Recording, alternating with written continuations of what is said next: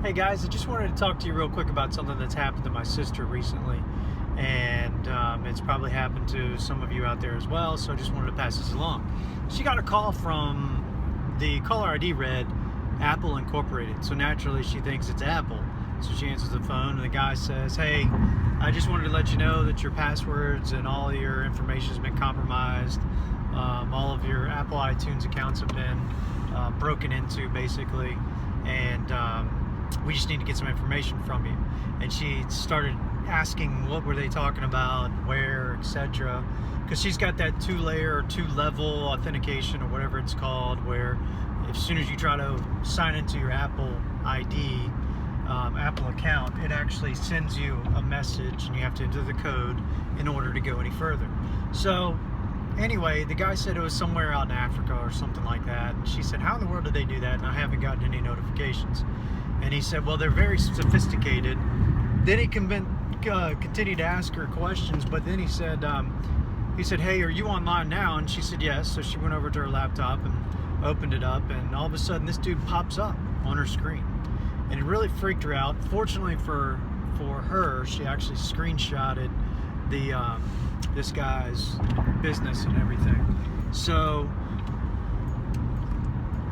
a few minutes later, she starts, telling him, "Why are you contacting me?" And he started asking her questions, wanted some more information about her accounts and things like that. And she said, "No, I'm not giving them to you." And he became irate, very similar to the way that the IRS phone calls happen, where they get mad if you don't give them everything that they want. So she ended up hanging up on him, and she asked me what she could do. First thing I told her was just to block the phone number. I mean, it might be a legitimate Apple number, I don't know, but just block it. Apple will not contact you under any circumstances, they told her. So it's not a big deal. Just block it. No, end of problem. Second thing is, he didn't have all of her information, because if he did, then he wouldn't be asking her for her information. So that's kind of a clue there.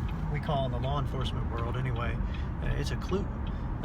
So she doesn't have to really worry about too much as of right now, but I told her to contact her banks, make sure that they know that this has happened, and to be on the lookout. She just needs to take, and keep a good close eye on any type of activity that's suspicious of any kind. The next thing that she could do is contact Comcast. That's her internet service provider, and let them know that this person was able to bypass their firewall and get access to her IP address or her router while they were talking. How he did it, I don't know. I'm not a computer guy. I don't profess to be, and I don't play one in a bar either. But either way, it happened, and that's going to be an issue with Comcast. So she's going to contact them and go from there. What I would suggest to all y'all is that if they do call you, you can always tell them, "Thank you for the information. I'll turn it over to the FBI since it's international." And make sure you try to get their names, their full names, what their address is of their business, return phone number, any type of extension. Because if that's legit, they're going to give all that to you. And then, like I said, block it. I've said it in previous episodes on here. That's probably one of the easiest things to do. Apple makes it very easy with their iPhones to block any unwanted numbers. So that's kind of the easiest and best thing to do. Block them. They can't get through. They're just fishing. They're fishing for information. They're fishing for a sucker that will give them information after they tell you, "We've got all your information," or something along those lines. So just don't buy it. Be logical. Think about things before you make a decision. And if this has happened, leave a comment below. I'd like to know what similar circumstances are out there.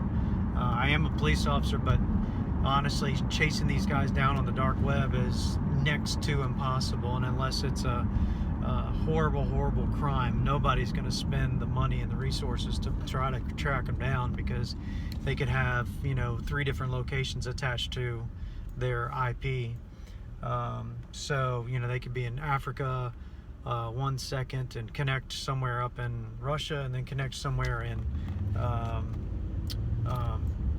Canada, even the United States. So just something to keep in mind. If you guys have any questions, thoughts, or comments, don't hesitate to leave them below, because I'd be curious to see. But anyway, be safe, take care of each other, and look out for each other, because that's what we need to do. So you guys have a great day.